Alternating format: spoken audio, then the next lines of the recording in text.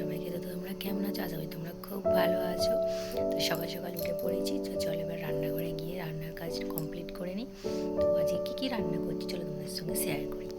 তো দেখো রান্নাঘরে চলে এসেছি, আর এসে সব জোগাড়জাটি করে বসে হয়ে পড়েছি রান্না করতে। তো এখানে কলা ভাজা হচ্ছে, তারপরে এবার হবে আলু ভাজা, তারপরে একে একে কী রান্না করি যত দেখতে থাকো তোমরা।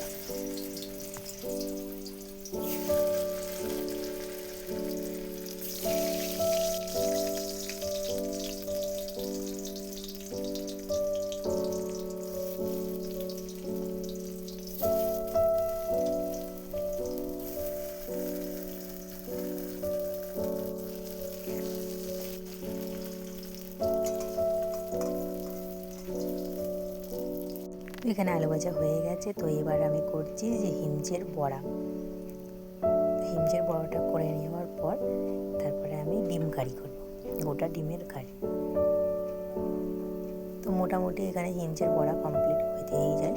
তো এখানে ডিম কারির জন্য দুটো ডিম আমি ভালো করে তেলেতে ভেজে নিচ্ছি। যা যা উপকরণ লাগে সেই অনুযায়ী ডিম কারিটা হবে। তো দেখতে থাকো।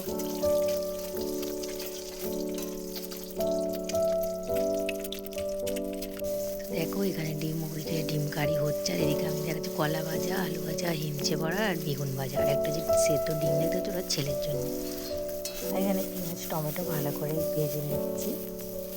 এরপর যা যা উপকরণ লাগে ডিম কারির জন্য তো এটা তো সবাই জানে। তো সেরকম করে সব কিছু মশলা দিয়ে ভালো করে কষিয়ে নিয়ে আর ডিমগুলো তারপর দিয়ে দেবো।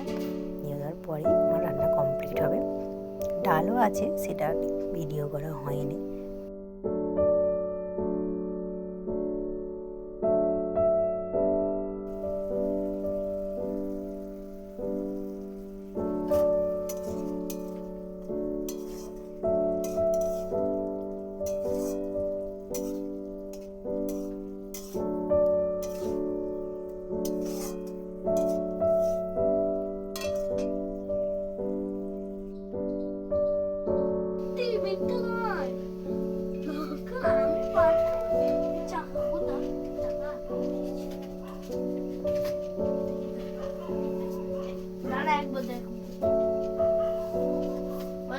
খেলা যায় কি খেলা যায় না? খেলা যায়, খেলে দেখো।